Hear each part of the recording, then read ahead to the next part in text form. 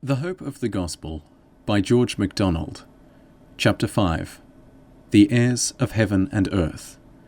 Part 1. And he opened his mouth, and taught them, saying, Blessed are the poor in spirit, for theirs is the kingdom of heaven. Blessed are the meek, for they shall inherit the earth. Matthew chapter 5, verses 2, 3, and 5. The words of the Lord are the seed sown by the sower. Into our hearts they must fall, that they may grow. Meditation and prayer must water them, and obedience keep them in the sunlight. Thus will they bear fruit for the Lord's gathering. Those of his disciples, that is, obedient hearers, who had any experience in trying to live, would, in part, at once understand them, but as they obeyed and pondered, the meaning of them would keep growing. This we see in the writings of the apostles. It will be so with us also, who need to understand everything he said, neither more nor less than they to whom first he spoke. While our obligation to understand is far greater than theirs at the time, inasmuch as we have had nearly 2,000 years' experience of the continued coming of the kingdom he then preached, it is not yet come. It has been all the time, and is now drawing slowly nearer.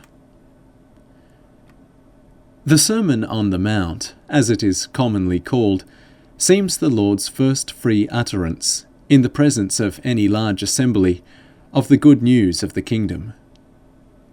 He had been teaching his disciples and messengers, and had already brought the glad tidings that his Father was their Father to many besides, to Nathanael for one, to Nicodemus, to the woman of Samaria, to everyone he had cured, everyone whose cry for help he had heard. His epiphany was a gradual thing, beginning, where it continues, with the individual. It is impossible even to guess at what number may have heard him on this occasion. He seems to have gone up the mount because of the crowd, to secure a somewhat opener position whence he could better speak, and thither followed him all those who desired to be taught of him, accompanied, doubtless, by not a few in whom curiosity was the chief motive. Disciple or gazer, he addressed the individuality of everyone that had ears to hear. Peter and Andrew, James and John are all we know as his recognized disciples, followers, and companions at the time, but while his words were addressed to such as had come to him desiring to learn of him, the things he uttered were eternal truths, life in which was essential for every one of his Father's children. Therefore they were for all. He who heard to obey was his disciple. How different, at the first sound of it, must the good news have been from the news anxiously expected by those who waited for the Messiah. Even the Baptist in prison lay listening after something of quite another sort.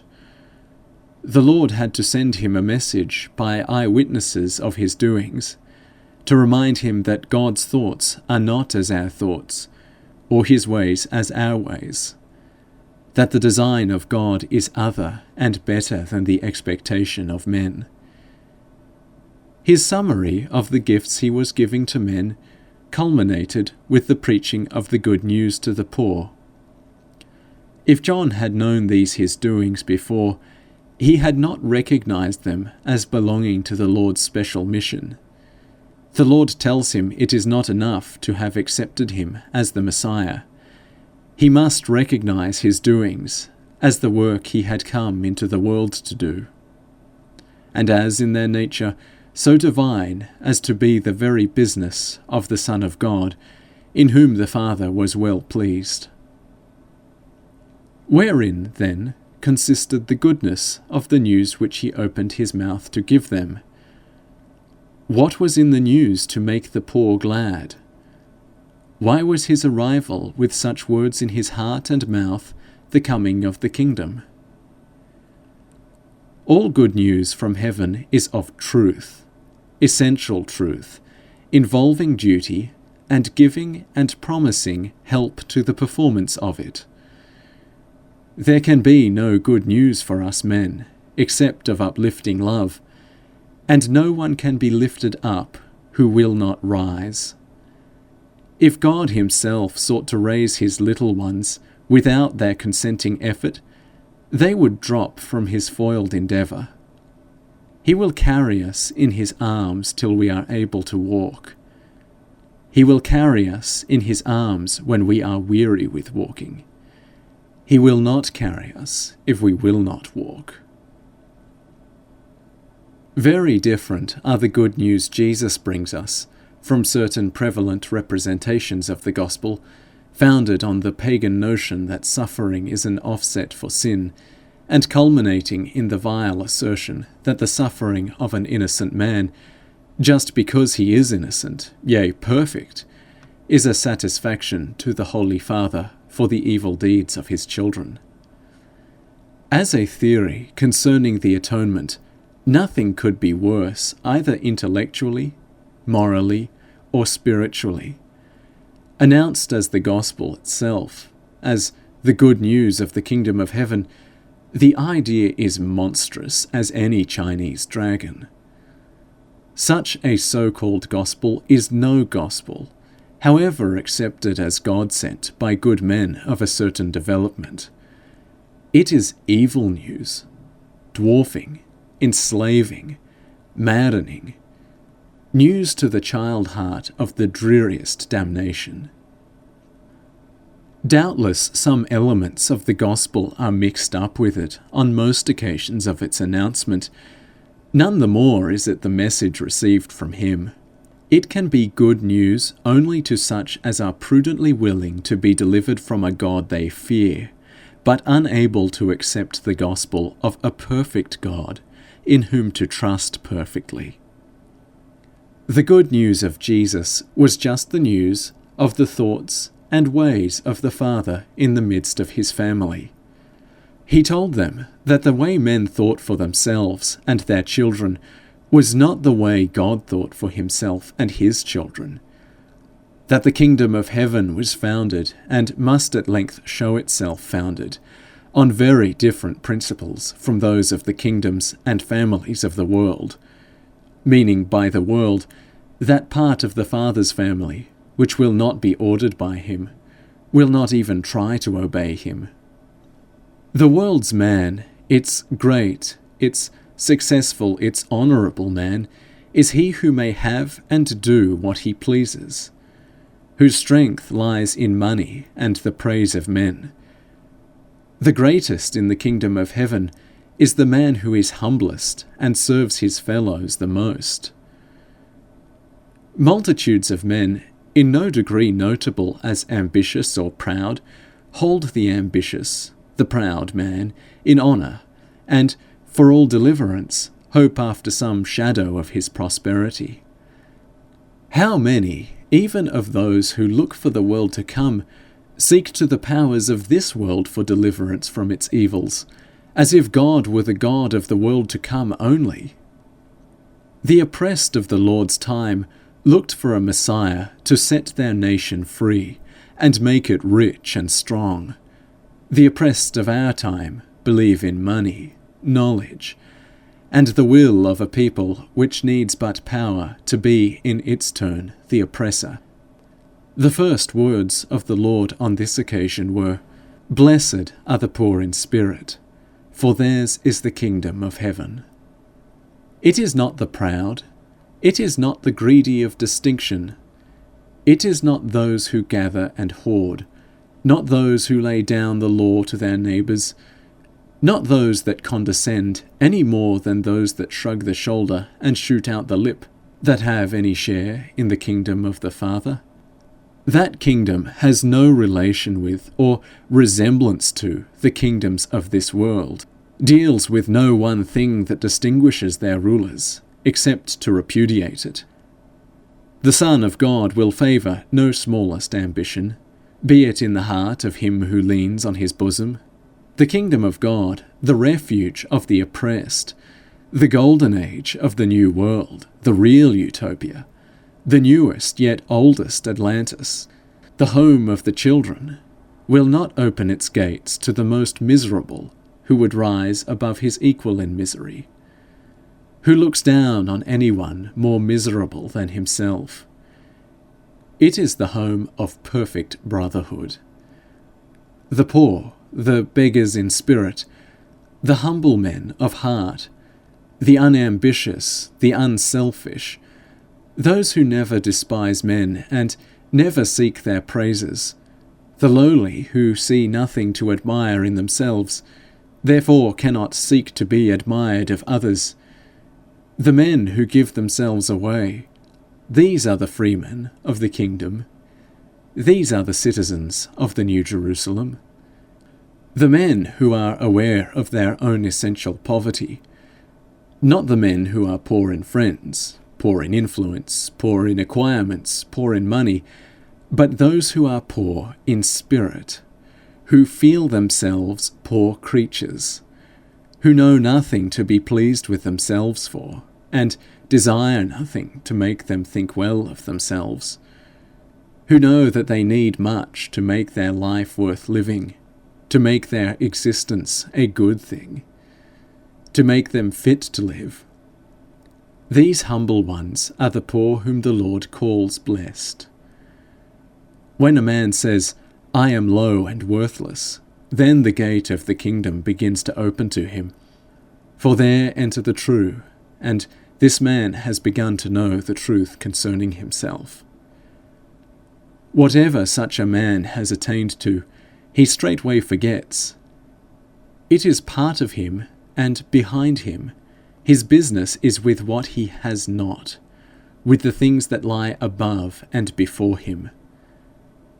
The man who is proud of anything he thinks he has not reached it. He is but proud of himself, and imagining a cause for his pride. If he had reached, he would already have begun to forget. He who delights in contemplating whereto he has attained is not merely sliding back. He is already in the dirt of self-satisfaction. The gate of the kingdom is closed, and he outside. The child who, clinging to his father, dares not think he has in any sense attained, while as yet he is not as his father's heart, his father's heaven, is his natural home. To find himself thinking of himself as above his fellows would be to that child a shuddering terror. His universe would contract around him, his ideal wither on its throne. The least motion of self-satisfaction, the first thought of placing himself in the forefront of estimation, would be to him a flash from the nether abyss. God is his life and his Lord. That his Father should be content with him must be all his care. Among his relations with his neighbour, infinitely precious, comparison with his neighbour has no place. Which is the greater is of no account. He would not choose to be less than his neighbour. He would choose his neighbour to be greater than he. He looks up to every man. Otherwise gifted than he, his neighbour is more than he. All come from the one mighty Father. Shall he judge the live thoughts of God, which is greater and which is less? In thus denying, thus turning his back on himself, he has no thought of saintliness, no thought but of his Father and his brethren. To such a child, heaven's best secrets are open. He clambers about the throne of the Father, unrebuked. His back is ready for the smallest heavenly playmate. His arms are an open refuge for any blackest little lost kid of the Father's flock. He will toil with it up the heavenly stair, up the very steps of the great white throne to lay it on the Father's knees. For the glory of that Father is not in knowing himself God, but in giving himself away, in creating and redeeming and glorifying his children. The man who does not house self has room to be his real self, God's eternal idea of him.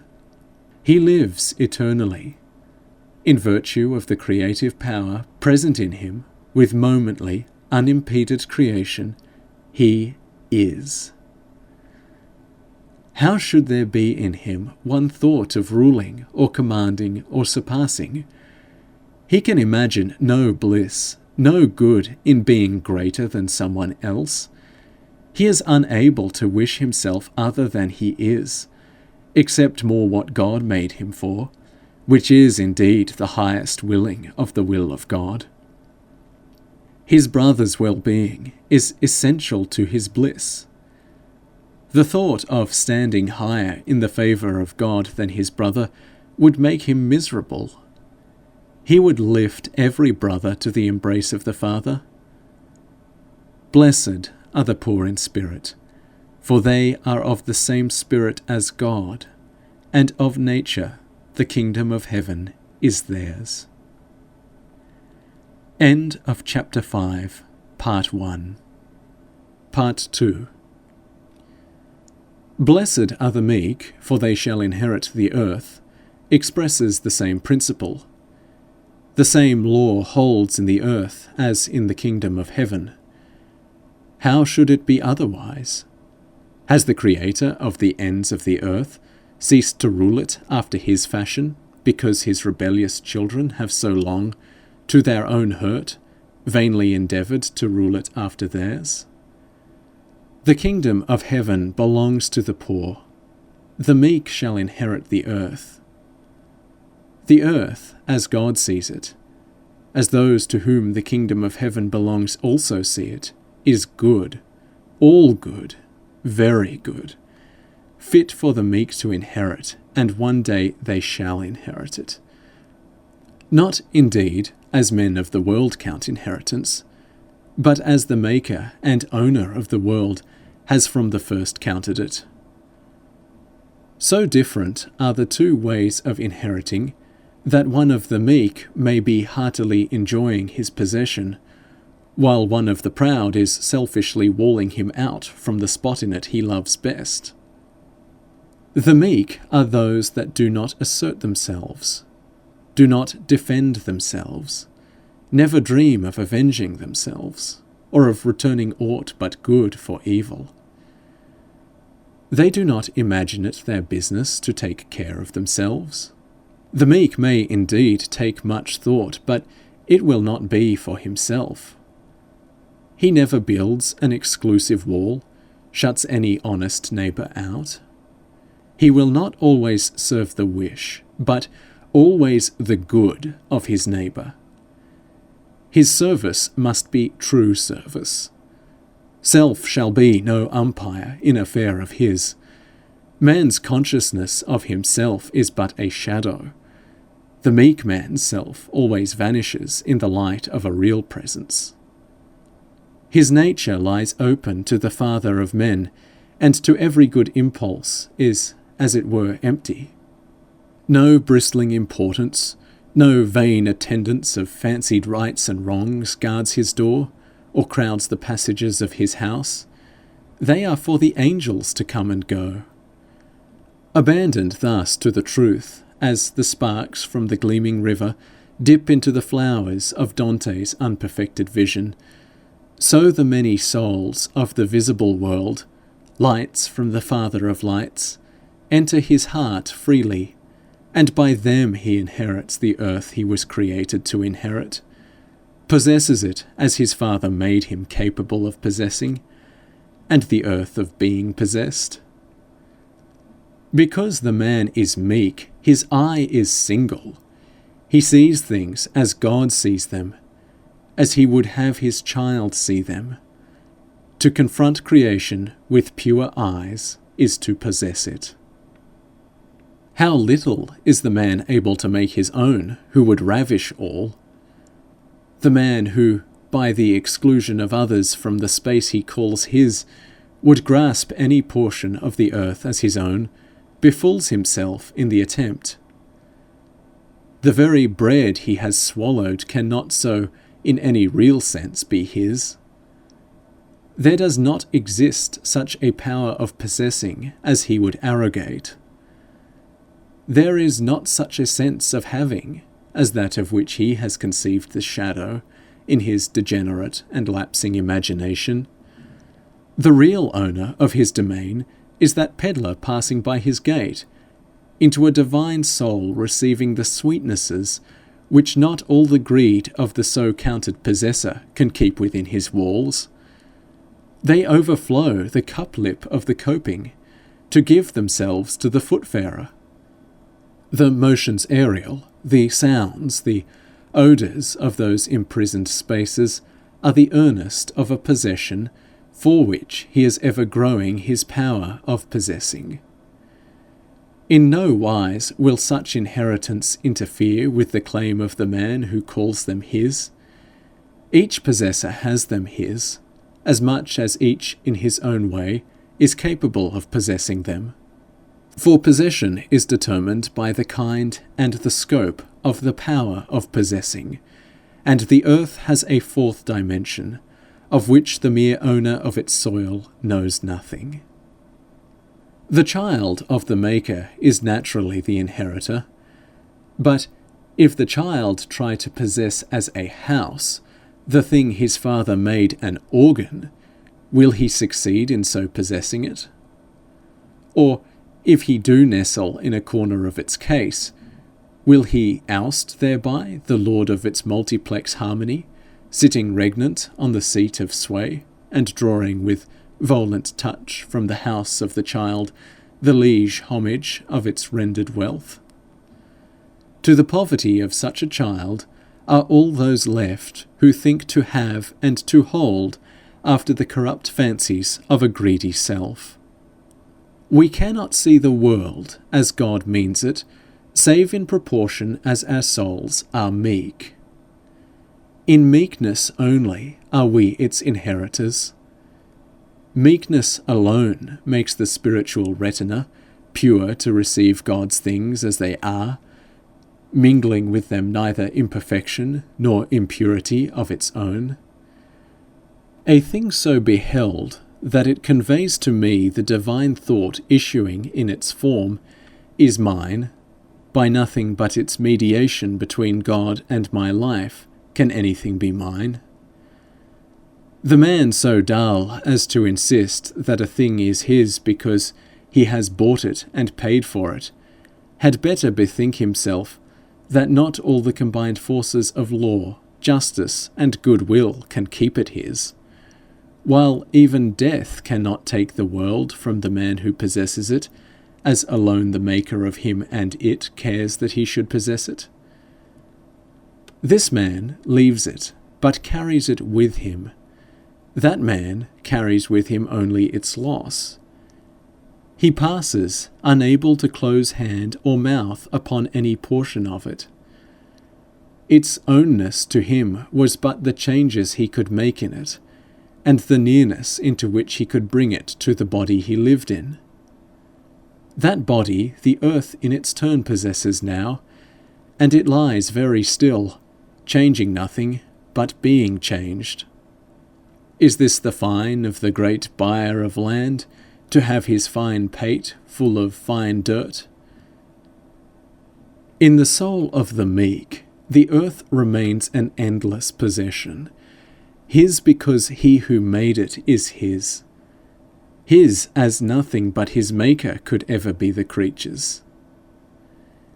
He has the earth by his divine relation to him who sent it forth from him, as a tree sends out its leaves.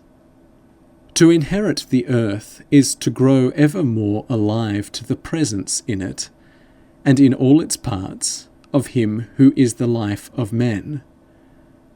How far one may advance in such inheritance while yet in the body, will simply depend on the meekness he attains while yet in the body.